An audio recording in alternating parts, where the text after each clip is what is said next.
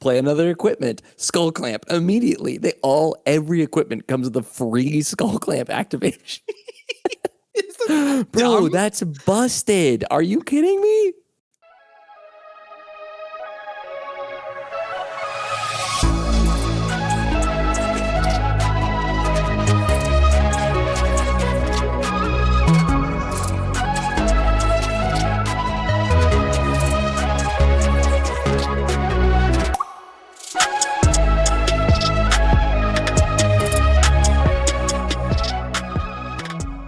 Flameo Hotman, it's your boys for the MTG Thoughtcast once again for another fantastic dive into our brand new set, Avatar: The Last Airbender.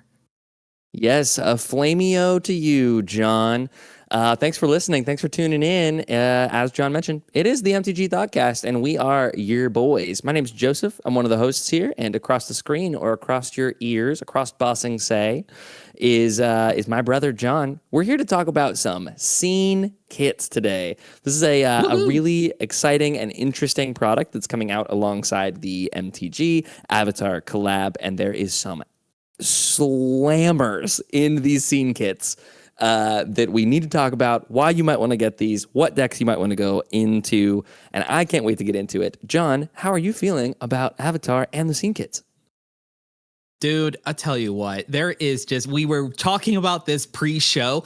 It is almost frustrating how good this set as a whole has been. There is just so much to see, so much to soak in as longtime enjoyers of this franchise and of Magic as a whole. It is astronomically silly how good everything in this set is turning out so far. Yeah, it's like only bangers in the building. It is ridiculous how good some of these cards are. It's unbelievably obvious that the designers of this set are fans of Avatar because they have baked so much flavor and love into the designs of these cards.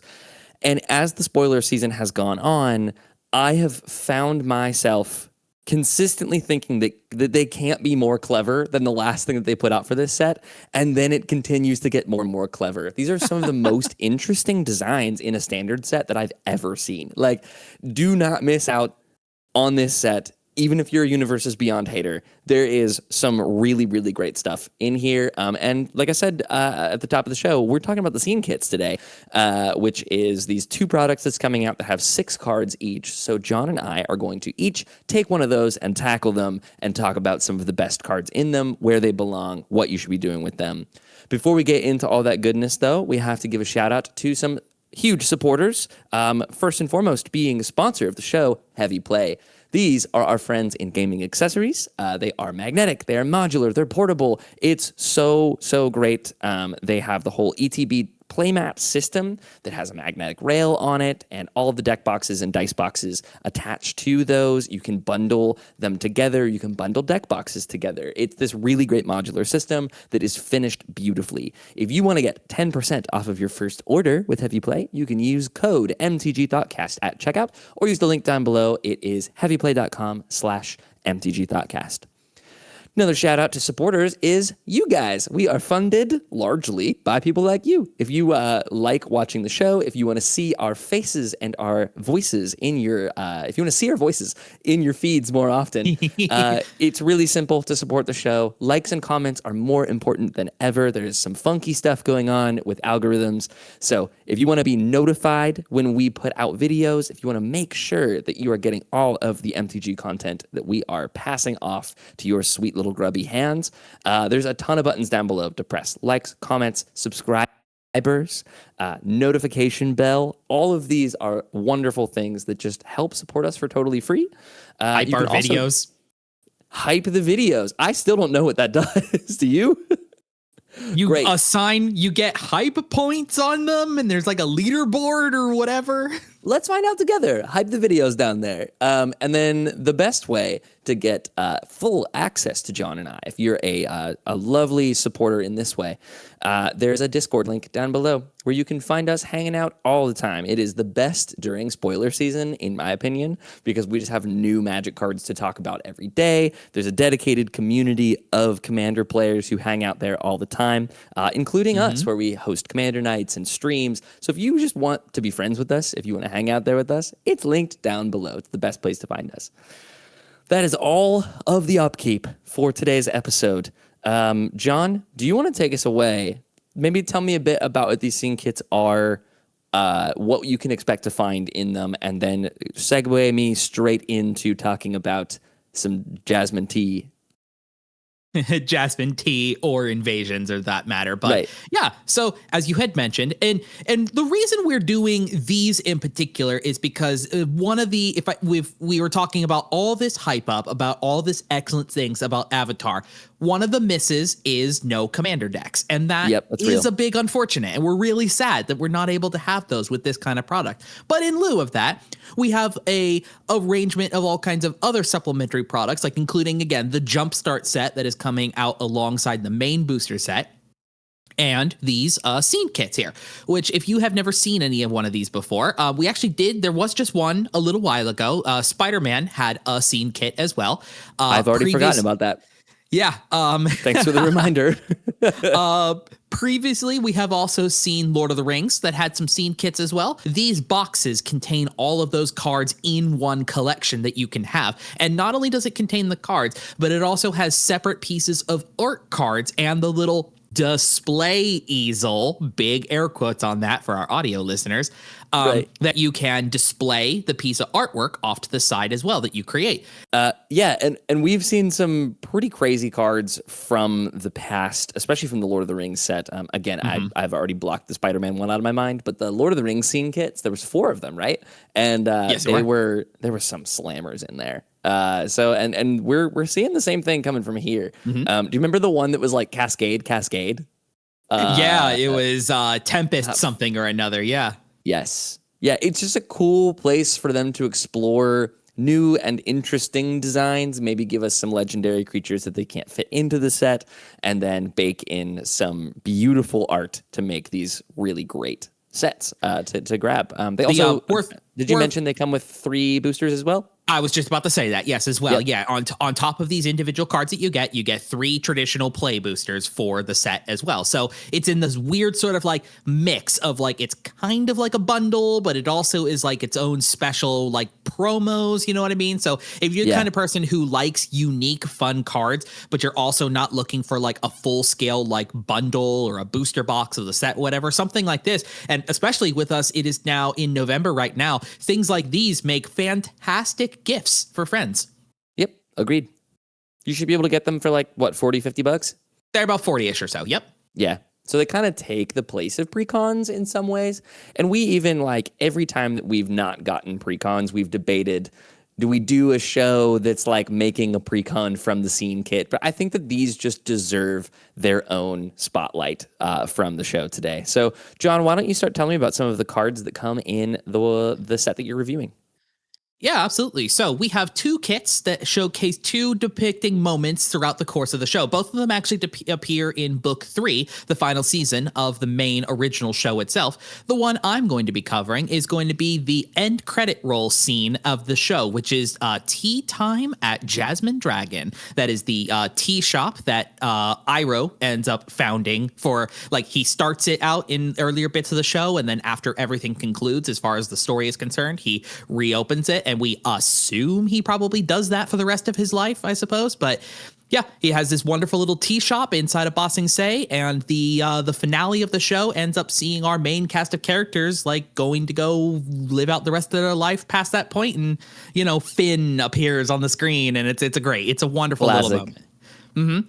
But sort of the focus of what this kit is all about is kind of showcasing, like I said, the conclusion of said characters, that a lot of the legendary creatures that are here, they are like 2 character names compounded together, kind of showcasing their abilities that they can pull off together. So I'm going to be working from directional order, kind of going from the top and working our way down. And so the first one we start with then is Mei and Zuko. It is 1 blue, black, and a red for a legendary human noble ally. They are a 3/5, firebending 3. As a reminder that when they attack, you will make 3 red mana that lasts until the end of your combat. And you may cast ally spells and artifact spells as though they had flash. Sick. We talked about flash and firebending a bit in the last episode and how good those two things are combined, because you make all of this mana that's meant to be expended by the end of your combat, but then you get to use it to cast those things for flash. So really, really strong abilities all around here. Yeah, it's probably the most boring, I want to say, of all the legendary creatures that are in here, right? Because like these are all a bunch of mainstay abilities that we've seen on a variety of different cards before. Like there's a lot of different things that provide you flash for the spells that you cast. This one also specifically for its creature type, it cares about ally, which is going to be a theme amongst the other legendary creatures we're talking about today. So it personally is not my favorite as far as the legends are concerned, but you still can do some very cool and interesting stuff with this ability. The more interesting, I would say, is that ability to have especially artifacts come in at instant speed. So having access to obviously being able to cast them from your hand. But if you use a card like, say, Mystic Forge, this will allow you to be able to cast those said artifacts with flash off the top of your library. That, again, you are getting 3 mana off of Mei and Zuko when they attack themselves. So whatever else you're sitting on as far as mana, there you go. Instant speed artifacts right off the top. Yeah. And you can cast the Mystic Forge with flash. You can flash it in and then flip over something that costs 0 and get that thing in during combat too. Ornithopter during combat. If you have a card down like Emery, Lurker of the Loch, this is something you could also do. Like you could do casting, like doing her tap ability to then target and cast a said artifact from your graveyard at flash speed when Mei and Zuko go into combat. The same is true for a card called Anrikir the Traveler. We'll go back to doing old Universes Beyond that John doesn't know how to speak words. 40K is notoriously difficult names as well. This one is really cool. Whenever they attack, you can cast an artifact spell from your hand or graveyard by paying life equal to its mana value rather than paying its mana cost. And that then can compound with the flash that Mei and Zuko provide to you, that you can then cast something from your graveyard at flash speed with your life. Dude, that's so good. Mm-hmm. But then you also you can backpedal to the other part that this card does. You can cast the allies with spells. So, if you're doing like a 5-color X, whatever you want to do as far as allies, this is just something that provides flash for something like that. I grabbed a few kind of interesting ones. Drawry Shapeshifter could be an instant speed clone of basically any other ally you have down in play. That one's very sick. And Boiling Rock Rioter has a very cool activated ability on it that you can tap an ally you control to exile a card from a graveyard. So giving that kind of thing flash speed means that somebody trying to do a graveyard shenanigans trick may not see that you have that instant speed graveyard hate ready to go. Oh, yeah, it's so good, dude. I'm still kind of stuck on the Anrikir the Traveler interaction and how really good that is. And it makes me think that Bolas's Citadel also certainly belongs in this deck, even though it's a game changer. But there's a world where, like, with no ramp, on turn 4, you get down Mei and Zuko. On turn 5, you attack with them, add your 3 mana, and then you flash in Bolas's Citadel during combat and then just play the top of your deck on turn 5. It's so ridiculous. Again, I think that there is an underestimation of how powerful firebending is because they've just juiced how much mana these things make because it happens during combat. But being able to flip that into this cool like allies and artifacts deck is ridiculous. I know it's kind of a boring one, like you said, but I think it will be ridiculously strong with the right build. Next up in line is Aang and Katara. This one is 3 green, white, and a blue. Legendary creature, human avatar ally. Is a 5/5. When Aang and Katara enter or attack, you make X 1/1 white ally creature tokens, where X is the number of tapped artifacts and or creatures you control. And this one is a very, very cool depiction. Like, obviously, the last card was kind of like this as well, but this one is a very cool. It's like they're taking this cool team up aspect of this card. Is that what are these two characters the strongest at doing? Aang cares about the airbending thing of coming in and out, and Katara, being a waterbender, cares about the waterbend ability, which allows you to tap creatures and artifacts to pay for activated ability costs. So combining these two traits together into one unique card allows you to do this really fun build of being able to use tapped down creatures for blink effects that get you then more creatures. Yeah, God forbid you convoke this creature in, you know what I mean? Yeah, you convoke this, or like, yeah, you are sitting on anything that allows you to use your other cards for convoke, so something like casting, actually finding this out of your deck or finding another creature out of your deck with something like Chord of Calling. You tap down all the creatures that you currently have. Chord of Calling, maybe you chord out something that can blink Aang and Katara, then they come back in, and surprise, now all the things that you just convoked are tapped and they make more allies. You know what I mean? Dude, that's sexy. That's a really sweet play. Chord of Calling for like your Thassa. Mm-hmm. Benny Brack's Zoologist for kind of the same thing. You can convoke him down, and because you're doing tokens, that's what he cares about. He'll draw you cards, and then you'll make more tokens as Aang and Katara come back into play. You can also just tap down your creatures using something like Cryptolith Rite as well. So you make some tokens prior to that. Aang and Katara being in your command zone. If you're playing them as a commander, then they come in off of the mana from the said creatures that you just used. Really sick. I thought you get a kick out of seeing Takasha in my list of like cool pools as well, because you can use your said creatures to surveil, and then Aang and Katara come down in and they'll make you more creatures that can then surveil more.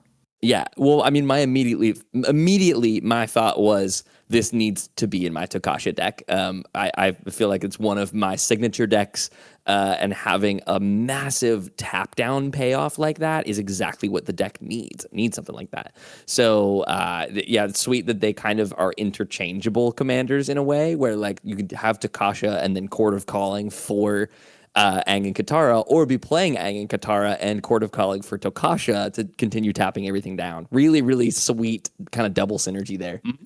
And this also does, not to disregard the fact that they also track off of artifacts as well. So if you are ramping them down into play using things like artifact rocks, or doing the types of artifact abilities that allow you to tap your artifacts for assorted purposes, like Whir of Invention, for example, that can work in the same way as Chord of Calling. You can use your artifacts to cast Whir of Invention to go tutor Conjurer's Closet that then can blink Aang and Katara and then make you more creatures that you can then use for your convoke spells to blink out them again, and when they go to combat as well, by the way. And they also don't care if those tapped creatures are also going into combat with them. So you can also play this in an aggressive deck where like they and your other creatures going in tapped and attacking for combat, they will then make you more creatures on the back end. Yeah, dude, this is really sweet. This also like the sheer amount of tokens that you could make if you're playing Abdel Adrian in this list, between Abdel Adrian and blinking him and making all the soldiers he makes, and then kind of flipping between him and Aang and Katara and just like tapping all those creatures down to convoke something, and then Aang and Katara comes in and makes that many 1/1s, and then you flip all of those 1/1s into more 1/1 soldiers. Like just sheer, I mean, you just win with Altar of the Brood there. That's a crazy, like how are we doing this? Next up in turn order is Toph, Greatest Earthbender. 2 red and a green, legendary human warrior ally, is a 3/3. When Toph enters, you Earthbend X, where X is the amount of mana spent to cast her, and land creatures you control have double strike. Y'all know that I've been advocating for man lands for like 3 sets now, and I keep eating good.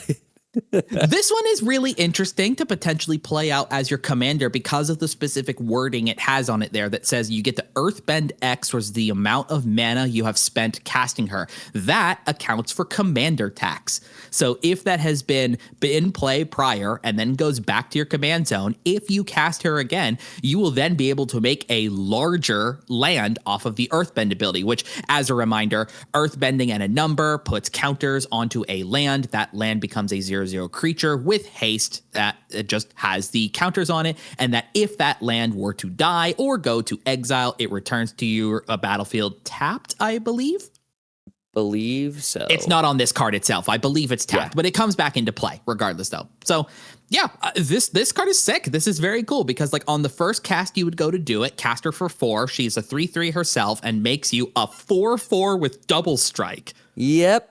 She does. Stupid. That, as a reminder, the Earthbended land gains haste. So if some of the mana you use to cast her is not coming from a land, if you leave one land untapped as she comes into play, something silly like Secret Tunnel, that is in the main set. You target Secret Tunnel with her. Now you've got a 4/4 with double strike and haste as early as turn 3. Yeah.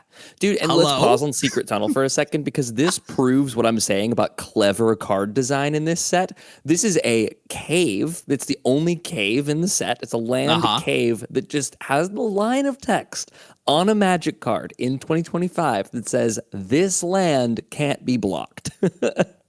There is no way on the card itself to turn it into a creature. It just has that line of text on it, sort of as flavor text, but then with something like Toph, this becomes a 4/4 unblockable double strike. Yeah. That in the same deck that you could play with Toph, you can play the saga called Cave of Two Lovers that can tutor out Secret Tunnel, because its second lore chapter searches your library for a mountain or a cave and puts it into play. It's beautiful. It's a beautiful synergy. Oh, baby. Other really cool ones you can hit is lands like Darksteel Citadel, the ones who naturally come with Indestructible. I believe the main set of Avatar as well also has a variety of couple other lands like Secret Tunnel that they have some evasion keywords on them naturally as well. Like they are the ideal targets that you want to earthbend onto specifically. Yeah. But you can also share some abilities over to your land creatures with stuff like Embodiment of Fury. The 4-mana elemental that has trample, gives your land creatures trample, and landfall. You may have a target land you control become a 3/3 elemental with haste, and it is still a land.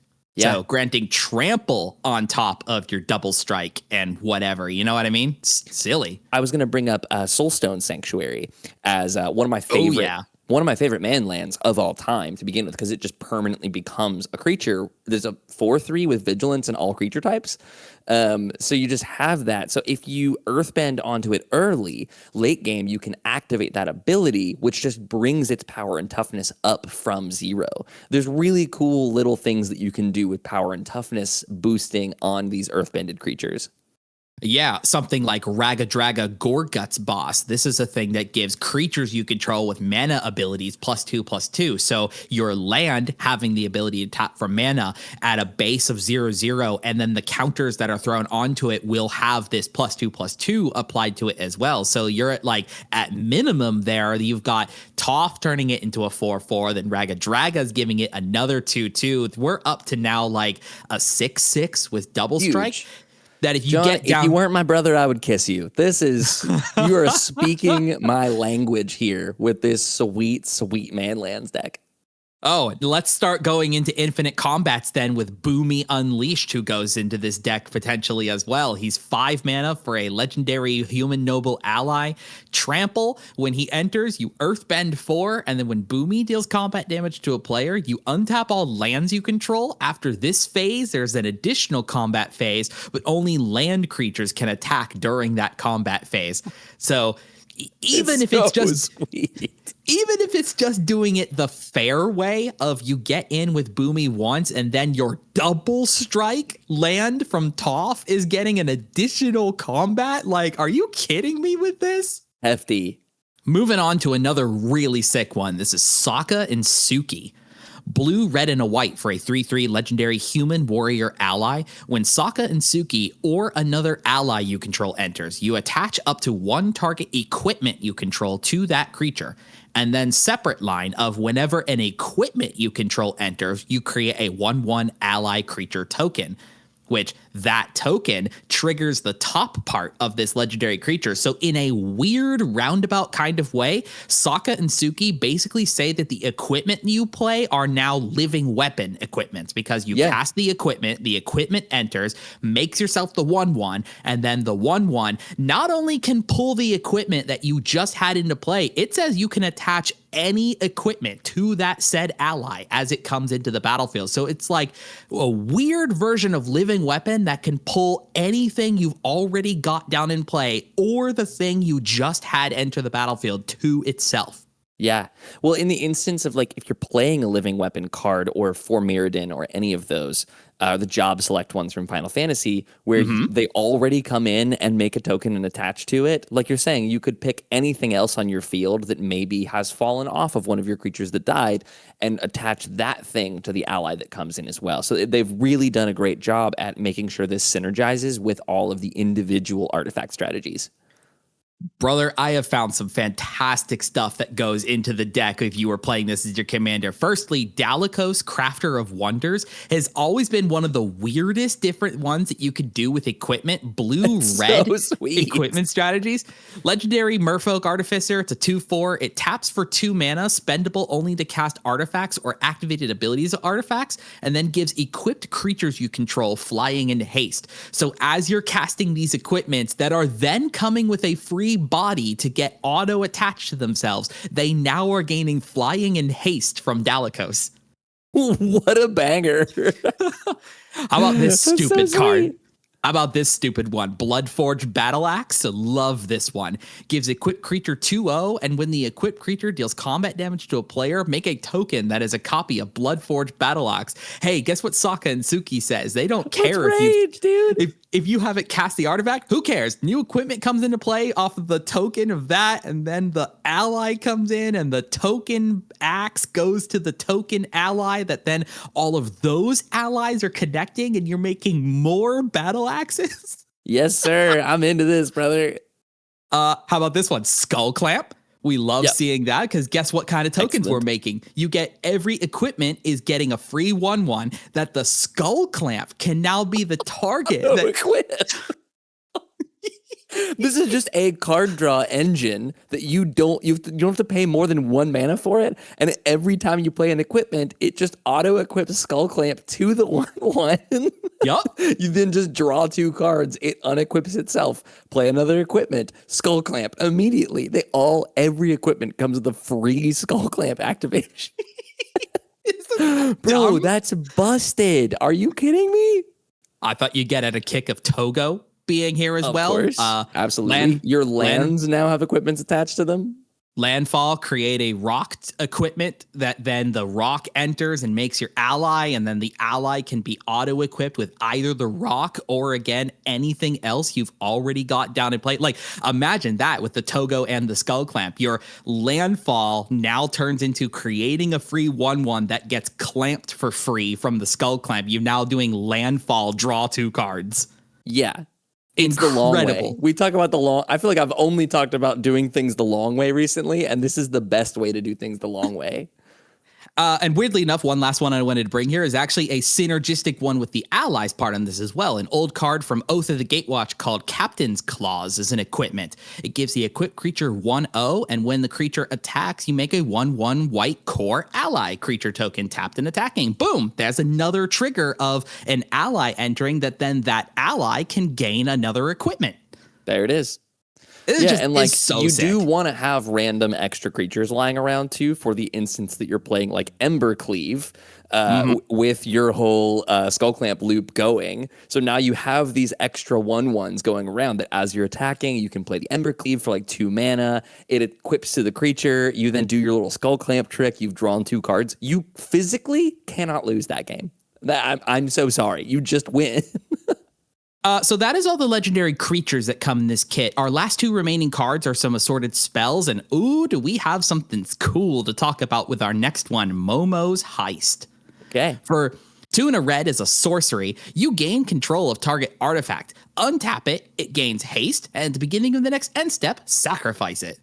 We're both thinking the same thing, right?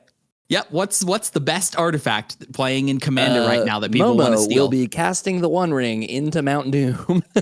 Absolutely. Yes, sir. You get to snipe somebody's One Ring with this card. And, I mean, granted, there are a lot of types of cards that allow you to do this kind of thing, but nothing really stands out quite as unique as this one is the fact that you not only get to gain control of that said artifact, but it will not be going back to the opponent under any other natural means, sacrificing it as well. That's why taking the One Ring is so important here, right? Because the One Ring is naturally indestructible. It's very hard to remove that type of card without having other types of effects that force the opponent to sacrifice it. So you being able to gain control of it, untapping it, and then it eats itself before it ever goes back to them. Perfect. That's really good. Cool.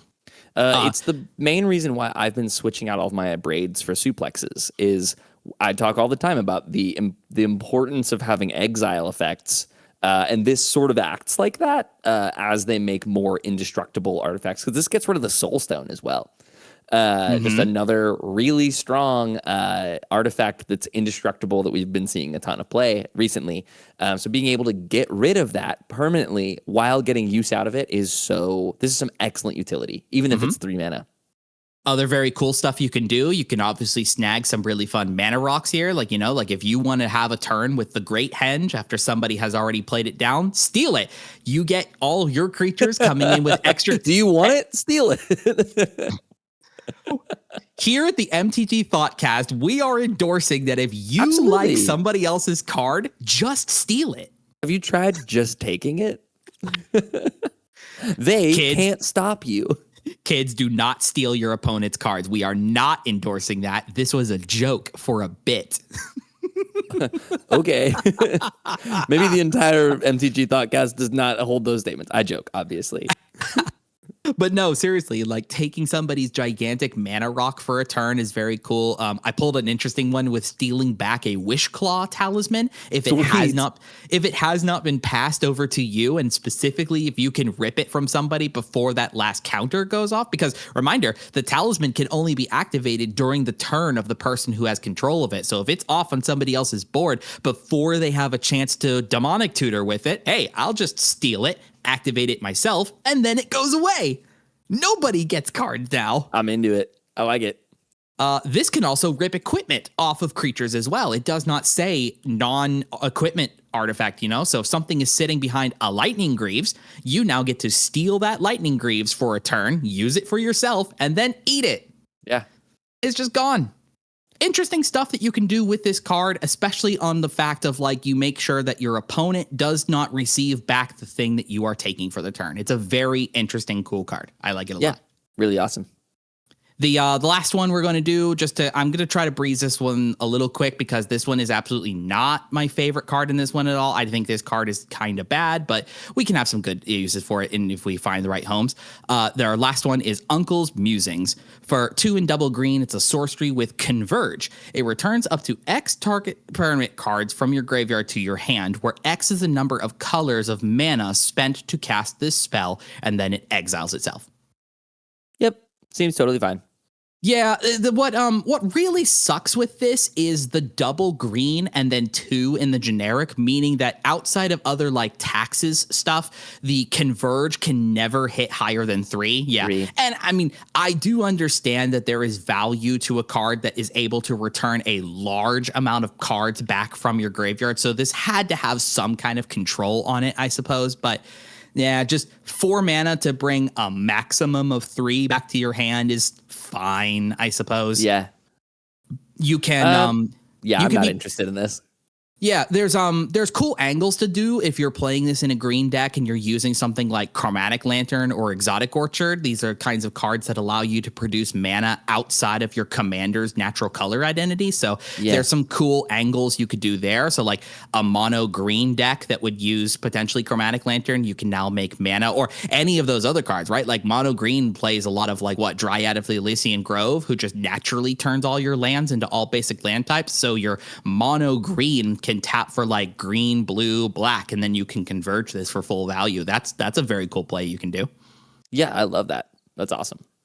Outside of that, yeah, it's just a sorcery that brings back permanents. So if you have a type of deck that is looking to have some particular permanents go in and out of your graveyard a lot, a card like this is perfectly fine. Yeah, what a really cool set. It just, again, the nostalgia of that scene specifically, as like 2 guys who really loved Avatar as kids, seeing that portrayed in our favorite game does bring me a lot of joy. It brings me back to when that show finished. Was it 3-part finale or 2-part? It was a 4-part. 4-part finale. Yeah. Yeah. What a banger. Go watch the show. I can only say that so many times, but just go watch Avatar: The Last Airbender. It's really great, and you'll understand the power of this scene. Speaking of powerful scenes, I'll take us into talking about the second of the scene kits, which is the Invasion of the Black Sun, which is the day that the Aang gang goes to take on the Fire Nation. So it is the sort of penultimate scene that leads up to the finale of... In a matter of speaking, yes. Because, like... Yeah, exactly. You know, where it's a very late show at this point, so I suppose spoilers is like, this invasion is something that begins as like a plan as early as mid-season 2, and we see that payoff coming to fruition here near the end of season 3, and they attempt to do this siege, but are foiled, and then we have the remainder of season 3 that brings the conclusion and the ramifications of this said invasion. Well, our first one is our furry friend. It's Appa the Vigilant. This is not an incredibly exciting design, but it's still cool nonetheless. This is 5 and double white for a legendary creature bison ally. It's a 6/6 with flying and vigilance. And then our sweet boy, Appa, he's the best. I have a tattoo of Appa. He's an important character to me. When he or another ally you control enters, creatures you control get +1/+1 and gain flying and vigilance until the end of turn. So it almost acts like a Moonshaker cavalry or cavalry. I'm sorry, I always mispronounce that. In these like ally decks. But I mean, the fact that he himself is a 6/6 with flying and vigilance. If you've ever played with, what's the dinosaur that we always make jokes about that's got like 18 billion keywords on it? Zatalpa, Primal Dawn. Yes, if you've never like landed as a Zatalpa and just realized that having flying and a massive body is really strong, Appa is another version of that. Obviously without the like indestructible and things, but flying and vigilance on a 6/6 is slamming because you're going to hit people and you're going to be able to block with it. That's why he is the Vigilant. He has vigilance. I was gonna say I would have been disappointed if this didn't have vigilance.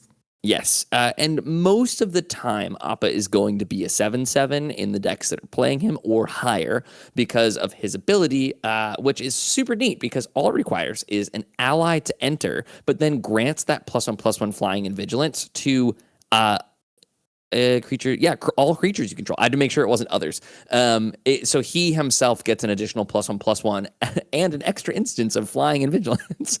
But the power and toughness boost is going to be the biggest thing there. So it kind of harkens back to like OG Elder Dragon Highlander, where you're going to be getting some commander damage in with Appa. Let's say he's your commander. I would say Appa probably is better in the 99 of an allies deck, just because mono white allies is a really specific strategy that I don't know if there's support definitely better with the inclusion of the cards from said avatar set, right? Because like basically every version of mono white Aang is a human avatar ally, plus every Appa I believe is also an ally. Then you've also got like Momo and a bunch of the other characters as part of like the White Lotus and some of like Jet's gang or whatever. So like there's probably an angle here of having just your finisher in the command zone, but you are probably right that this is better in the 99 of an allies deck. Allies is even with the avatar set, it still is such a niche strategy that I think finding it's great to have a card like this because it supports something that has been under supported for a long time. So that's Appa the Vigilant. That's our golden boy in his sweet Fire Nation armor as well. We love Appa. God, he's a good boy. Yep. We move straight on to our first instant from this set, which is Katara's Reversal. I would love to sit and talk about this one with you for a second because I don't know how to feel about it. Katara's Reversal is 2 blue and a blue for an instant, and it says counter up to 4 target spells and or abilities, and then untap up to 4 target artifacts and or creatures. So this is not free interaction. unless you are using exclusively creatures and artifacts to pay for it. In which case you can, tap 4 of them to make 4 mana or pay 4 mana towards this to then cast it, and then you can, target. What's nice is it gives you the choice of everything from I'm countering 0 things, and this is just untap 4 artifacts or creatures. Like it's turnabout in a weird way. Okay.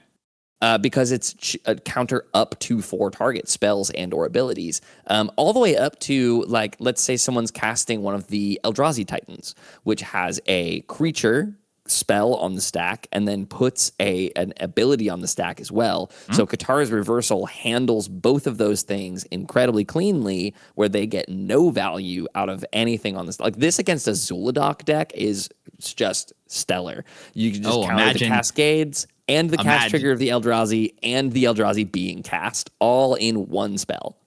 I mean, imagine stopping that stupid quad Cascade Hydra with a card like this. Apex Devastator. They'd still get the Hydra, but you stop their 4 prior instances of Cascade. Totally. And they just have a giant vanilla creature that's done nothing for them. So I love that ability. And then I guess the untap up to 4 artifacts and or creatures is just like gravy on top of that. Like I said, though, I think it's neat that you can use this in a Storm deck and kind of act as if it's some form of a turnabout or a twiddle that is, you don't have to have any spells on the stack to cast this. This can be a spell that you just cast targeting 0 things. So I think that design space is neat for it. I'm not completely sold on it elsewhere. I do wish you were able to untap lands with it, but I understand the waterbending thing. We've yet to see any card that's spoiled that gives like waterbending to spells you cast, which would obviously make this really good. But there are things like Inspiring Statuary, which give your non-artifact spells improvise, which allows you to tap artifacts to spend to essentially make generic mana to go into a spell. So that's obviously great, because then any artifacts that you tap to improvise this out, or even like you tap a Soul Ring and then 2 islands and then it untaps the Soul Ring itself. Inspiring Statuary just makes more artifacts that can tap, that can then benefit from that untap of the Katara's Reversal. In a very similar vein to that is our good friend Galazeth Prismari. This is a dragon that makes your artifacts able to tap for mana of any color for instants and sorceries. So if you have a bunch of treasure tokens or clues or food or whatever down, you then just get to tap 4 of those, cast Katara's Reversal, and then untap all 4 of those.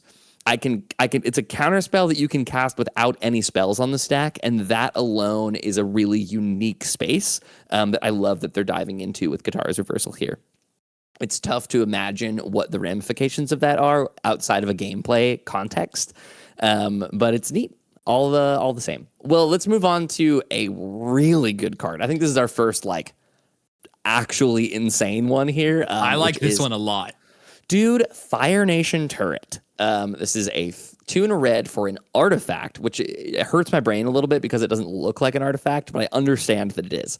At the beginning of combat on your turn, up to 1 target creature gets +2/+0 and gains Firebending 2 until the end of turn. Whoa, that alone is neat. But it also has an activated ability of single red mana, put a charge counter on this artifact.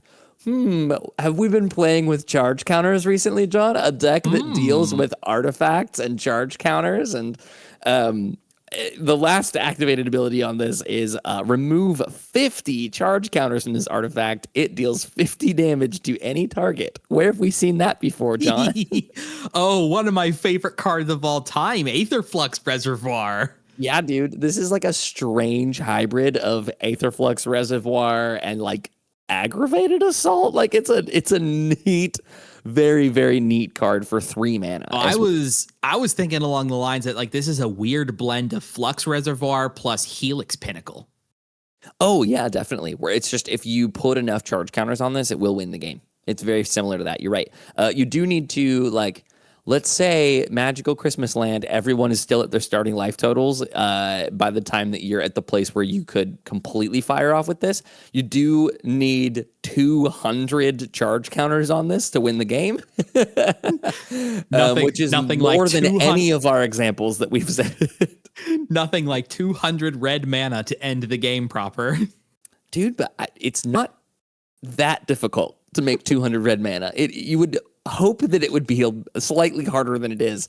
But this card is just really synergistic in and of itself by the fact that it makes firebending mana, to a creature that, so it attacks and then it makes the red mana from firebending. And if you don't have some way to use that, you can then just funnel any leftover firebending mana into the Fire Nation turret that at some point will have enough charge counters on it to be able to fire off and shoot somebody for 50, which should take them out of the game. You'd hope so.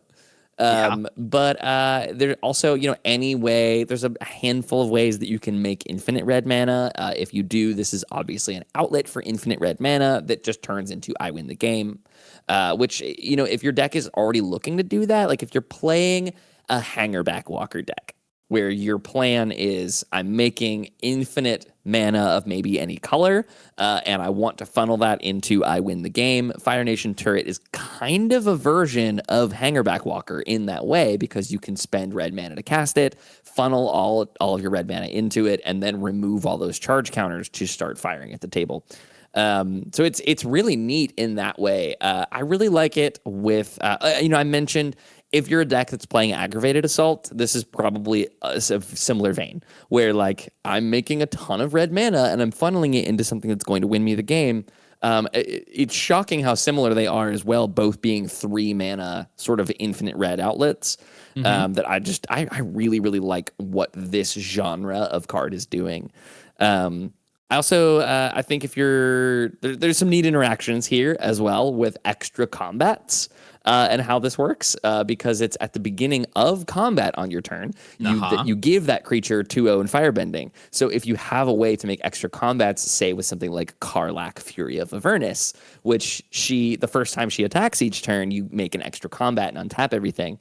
If you target the same creature with the firebending, they stack on top of each other. So it would be +2/+0 and firebending 2 the first time, and then on your next combat you target the same thing, and then it's +4/+0 and firebending 4, and now you've made 6 red mana from these 2 cards that just funnels straight into that. Or if you have 6 red mana and you want to turn it into even more, this is like a personal favorite card of mine that I think is underplayed. This is Soulbright Flamekin. Do you know what this card does, John? I know what this card does because I despise it. Really? Yes. And you want to know why? Why is that? Because my eyes cannot follow that amount of red pips that are down there on the card. Red. I can't. Yeah. I hate it. So Soulbright Flamekin, I think this is a card that's worth talking about just as we're talking about firebending as a mechanic of how to funnel that mana into something. So Soulbright Flamekin is 1 and a red for a 2/1. It's an elemental shaman, and it has this ability of 2 generic mana. Target creature gains trample until end of turn. So that is very relevant in any of these firebending decks where if you are attacking with something that has firebending, maybe you've put firebending on some massive creature, that then turns into that creature attacks with 2/0 and trample every turn, just with that ability. But the cool part about the Soulbright Flamekin ability is if it's the 3rd time this ability has resolved this turn, you may add 4 red mana to your mana pool. So if you have, 6 firebending available to you, you can just turn that into 8 red mana super quickly and super easily by activating this 3 times, even targeting itself.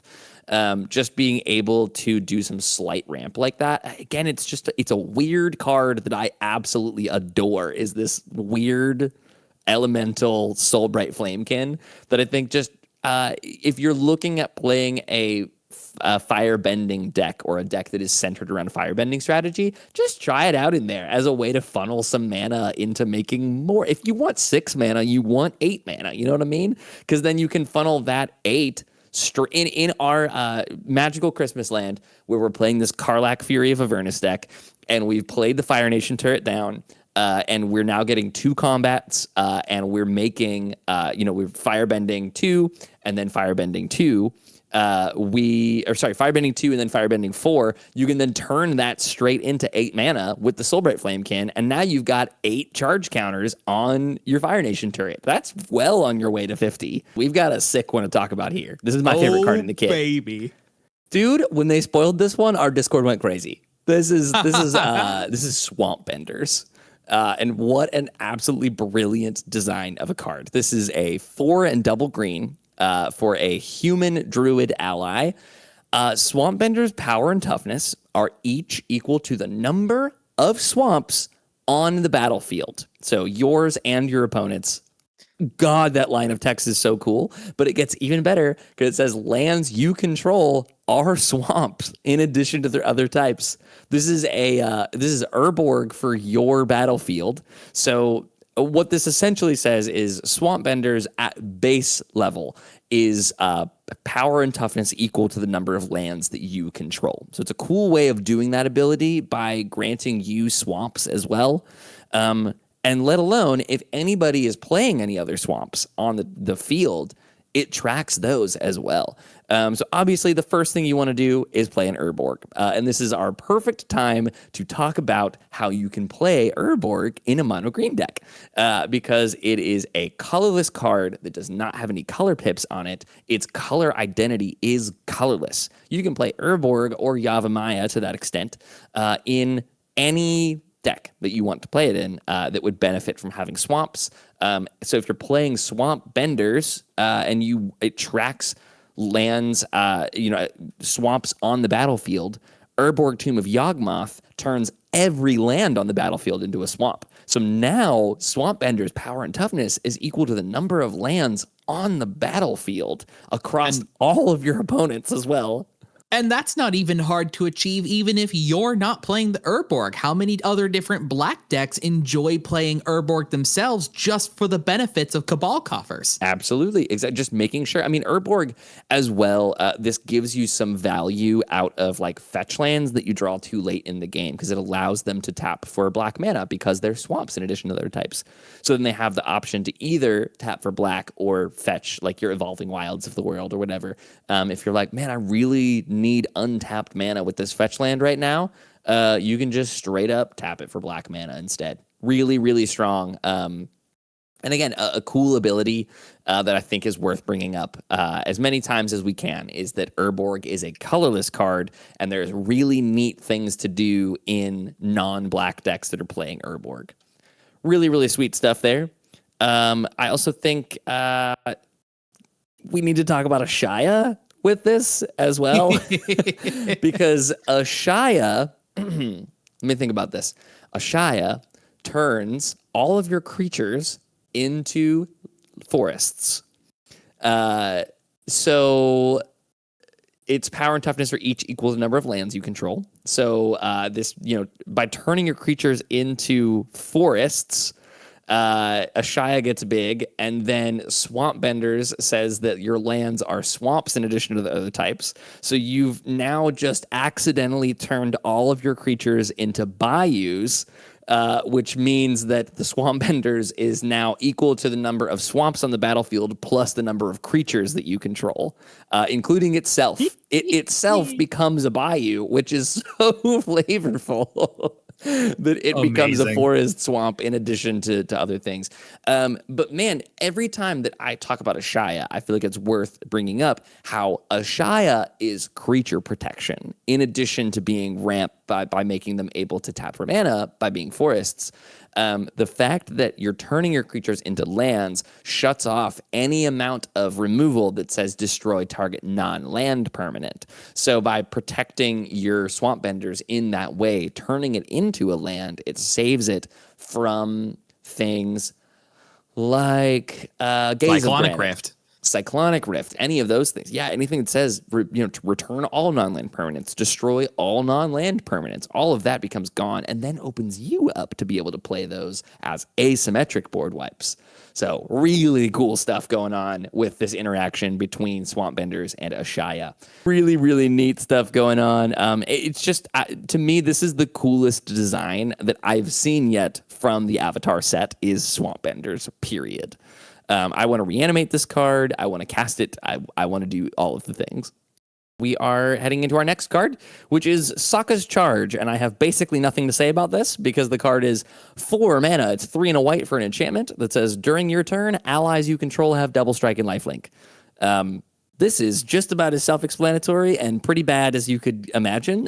This is 4 mana enchantment that does nothing on its own, which John loves and I hate. So we can just basically move on. If you're playing an allies deck, Sokka's Charge is amazing in it. If you're playing maybe a changeling deck, Sokka's Charge is amazing. Yeah, I was gonna say maybe a changeling deck where your finisher is still something like True Conviction, which is like a very similar vibe to this kind of thing. True Conviction gives double strike and lifelink to your team all the time as well. So now potentially for a deck like that has the ability to change creature types around, bam, here's a cheaper version of True Conviction.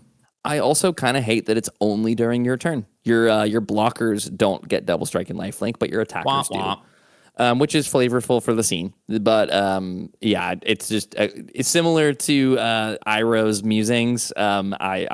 This is the card in the set that I just think has very little value. Period. Yeah.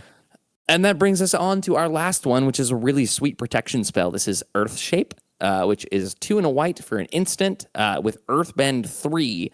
So you target land you control becomes a 0/0, gets 3+1/+1 counters on it with haste. If it would die, it gets returned. Or if it would die or get put into exile, it gets returned to the battlefield. I believe it is tapped.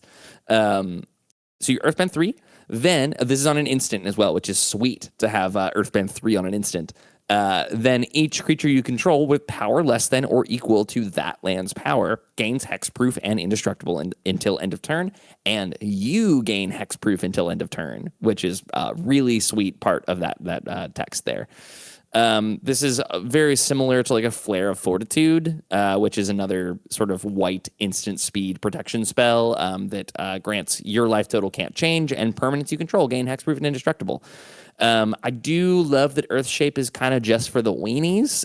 This would be really good in a deck like Delny that already cares about creatures with power 2 or less. So you're already playing a ton of that. Maybe you're playing your Hera Parents or anything like that you're just looking to grant protection to. Earth Shape just gives you another version of your Flare of Fortitude. If you're already playing Flare of Fortitude in a white weenies deck, Earth Shape immediately slots straight in there with some sort of headroom if you're using something like Soulstone Sanctuary, which we talked about with your set as well. Soulstone Sanctuary can become a 3/3 land creature with vigilance and all creature types. And then if you Earth Shape onto that, now that creature has power 6. So everything on your board that has power 6 or less becomes hexproof and indestructible. So there's just some neat ways to vary the power on this to make sure that you're catching all of your creatures in this Earth Shape. But that's really all there is to it. It's a really sweet card. I think that there's some cool implications to just the fact that it makes a 3/3 hexproof indestructible on cast just on its own as a surprise blocker. And then the ceiling of it is that it becomes some like you saved yourself from a board wipe. Because you're playing weenies or maybe you've made a creature bigger. So just a really, really neat card. I think I would certainly be looking to play Earth Shape. That's the end of that scene kit. This is the end of the Invasion of Black Sun. We've made it through all 6 of them. I think I like yours a little bit better than mine, which was the Jasmine Dragon. This one, I think that there's maybe 3 of the cards that I'm really excited about, and the other 2 are really niche because they're like specific to allies, or maybe it's a weird counter spell, So Swamp Bender's Fire Nation turret are really, really sweet. The Katara's Reversal is pretty cool. Earth Shape is pretty cool. And then Appa and Sokka's Charge, I could kind of care less about. One way or the other, yeah. Yeah, so maybe 4 out of 6 for this one. A solid 2/3, 66% ranking for how good this scene kit is. But it's really, really cool. I do love, again, we talked about it at the top of the show, these kits come with booster packs as well. So you're buying these 6 cards that are guaranteed, and then you just get 3 packs with it as well. And then because the art is so beautiful, they all come with individual art cards so that you can play these cards in your deck, but then still have the scene put together with the cards, none of the text on it. Just really, really, it's a banger product all around. Yeah, I like these a lot. These both kits that we've talked about tonight have been incredibly cool. Every single one of these has some practical use somewhere, maybe not for absolutely every deck that you own, but as we had talked about, at least across both of these, there is good multi-purpose use for over half of the cards in these collections right here. And even then finding the cards that you don't necessarily at that moment have a good home for, it opens you up to great opportunities to try deck building, try building something new, build allies, you know what I mean? Yeah, exactly. Because allies spreads across all 5 colors, there's a variety of different shells. A lot of the legends that I talked about, right? I had 3 different legendary creatures in my kit who all cared about allies to some extent. There's a variety of different shells that we can do with this type of kindred style building restriction. Yeah. I love it. Let us know in the comments down below what you think about these scene kits. Are you looking to build any of these as commanders? Are you looking to put any of these cards into your commander decks? Would love to hear down below. That's where you can find us responding to your comments directly.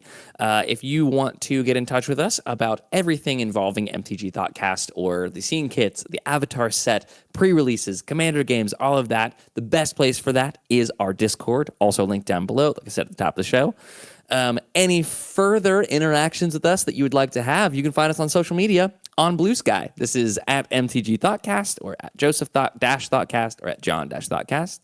Or you can send us an email at mtgthoughtcast@gmail.com. Thank you so much for listening. We don't take any of this for granted. It's been a really fun ride. We've seen a lot of new folks come in recently, and just I don't want to take any of it for granted. Appreciate everyone who sticks around to the end to hear all of this, listens to us. We see you. We really appreciate y'all. Thank you so much for being here. This has been the MTG Thoughtcast, and we will see you next Monday.